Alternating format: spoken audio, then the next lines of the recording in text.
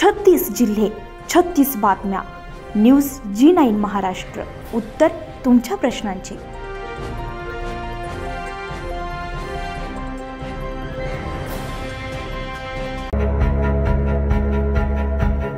Indian journalist असोसिएशनचा 7वा आंतरराष्ट्रीय पत्रकार पुरस्कार परिषद आणि चर्चासत्र मौलाना आझाद संशोधन केंद्र सभागृह छत्रपती संभाजीनगर महाराष्ट्र येथे पार पडला.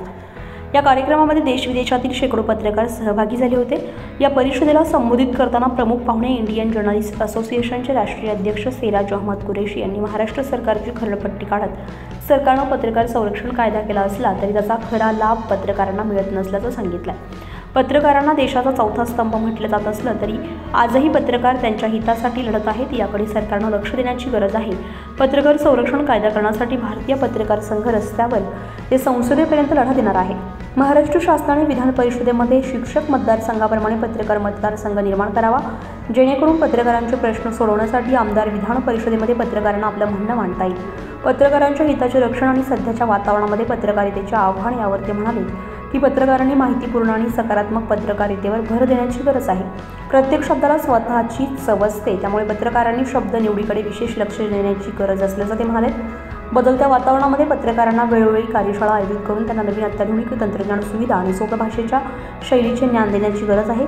विशेष अतिथी इंडियन जर्नलिस्ट असोसिएशनचे झारखंड राज्य अध्यक्ष देवानंद सिन्हा म्हणाले की पत्रकारितेवर पैसा, सत्ता, जात, धर्म यांचा प्रभाव नसावा. कार्यक्रमाच्या अध्यक्षस्थानी मराठवाडा प्रदेशाध्यक्ष मोहम्मद ताबिश आणि संचालन प्रदेश सरचिटणीस मिर्झा शफीक बेग होते.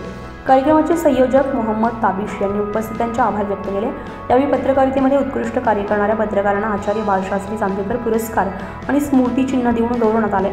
या परिषदेमध्ये महिला आघाडीच्या राष्ट्रीय सचिव मधु सिन्हा, नेपाळचे ज्येष्ठ पत्रकार इस्तेक आलम, चंदन मेहता, प्रेम स्वरूप श्रीवास्तव, शेख झाकीर हुसेन, विदर्भ प्रदेशाध्यक्ष सय्यद अनवर अली, राज्य संघटन मंत्री सलीम मोहम्मद कुरेशी पालघर, जावेद शेख यवतमाळ, अधिवक्ता राहुल शेंडे, मोहम्मद खान अरविंद, प्रदेशाध्यक्ष ॲडव्होकेट फारुख हक लखनौ, मंजूर अहमद पख्तूम जम्मू काश्मीर प्रदेशाध्यक्ष, शैलेश सिंग वाघेला गुजरात प्रदेशाध्यक्ष, अनिल खडसे हिंगोली, जावेद खान प्रदेशोपाध्यक्ष महाराष्ट्र, मोहम्मद ताबिश प्रदेशाध्यक्ष मराठवाडा महाराष्ट्र, मिर्झा शफीक महाराष्ट्र महासचिव, हमीम शेख लातूर, बिलाल कुरेशी उस्मानाबाद, गणेश धनगर जळगाव, सय्यद अहमद जिल्हाध्यक्ष अहमदनगर, शेखर अहमद पख्तून जिल्हाध्यक्ष औरंगाबाद, आमिर खान जिल्हा जालना, जाकिर भाई शेख मुजीब आदि शेकडो पत्रकार उपस्थित होते. 24 राज्यों में कार्य कर रहा है और लगातार पाटिल साहब ने कहा कि मराठवाड़ा और यहाँ की बात न करते हुए झारखंड की, मैं ये कहता हूँ कैसा मराठवाड़ा, कैसा यूपी और कैसा बिहार, हम भारतवर्षी पत्रकार हैं तो केंद्र सरकार इस पर ध्यान दे. हम पत्रकारों के लिए पत्रकार सुरक्षा कानून बनाए, पत्रकार अधिनियम बनाए जिसमें विस्तृत गहन विचार विमर्श हो.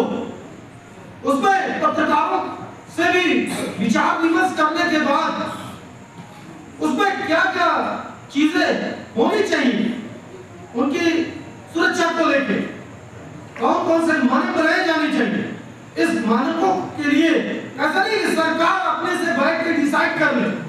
भाई हमारा मुद्दा है, हम पत्रकारों का मुद्दा है और हमको ही अलग क्यों किया जाएगा. मैं यही जानना चाहता हूँ.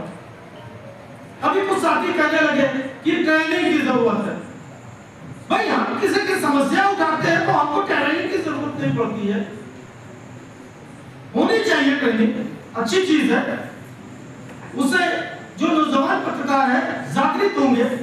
लेकिन मैं ये कहना चाहता हूँ कि अगर हम खबर लिखते हैं तो हमको ट्रेनिंग की जरूरत नहीं पड़ती है और सरकार उस पर, सरकार और प्रशासन, केंद्र की सरकार हो या प्रदेश की सरकार हो, उसको अपनी कार्ययोजना में लाती है, उस पर कार्रवाइयां होती है, उस पर तबादले होते हैं. लेकिन जब पत्रकारों की बात आ रही है तो आप आपस में ही मतभेद हो जा रहे हैं. ऐसा क्यों हो रहा? ये बहुत बड़ा प्रश्न है. आज पत्रकारिता पे बहुत बड़ा एक तोहमत लगा है कि भारतीय पत्रकारिता में गिरावट आई है. वो क्यों आई है? इस पर जो हमारी बातों को सुनना चाहते हैं या मेरे संगठन के बारे में जानना चाहते हैं, इन सब बातों के पहले मैं आज औरंगाबाद घूम रहा था। इसके बारे में मैंने पूछा तो मैंने सोचा कि अपनी स्पीच का आगाज भी जय मल्हार और जय शिवाजी के नाम से ही मराठवाड़ा की इस धरती पे औरंगाबाद में आए हुए सभी ऊर्जावान पत्रकार साथियों का सबसे पहले तो हम इंडियन जर्नलिस्ट एसोसिएशन राष्ट्रीय कमेटी मराठवाड़ा कमेटी की जानिब से आप सभी लोगों का इस्तेमाल करते हैं, जो आप सभी लोग अपने बहुत ही कीमती वक्त को यहाँ पे दिया। समय दिन का होना चाहिए, लेकिन इन लोगों ने चूज किया रात का, ये गलत था। मैंने कहा था, मैंने पहले भी कहा था इन लोगों से, कुछ चूक हुई, नए लोग हैं, ठीक है, सुधार होगा। हमारे अंसारी साहब ने भी कई बातें कही, पाटिल साहब ने भी बातें कही, लेकिन कुछ बातें मैं भी कहना चाहता हूं।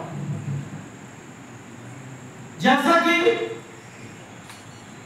पत्रकारों के बारे में और पत्रकारिता के बारे में हमारे कई साथियों ने अपनी बातों को बहुत गंभीरता से रखा,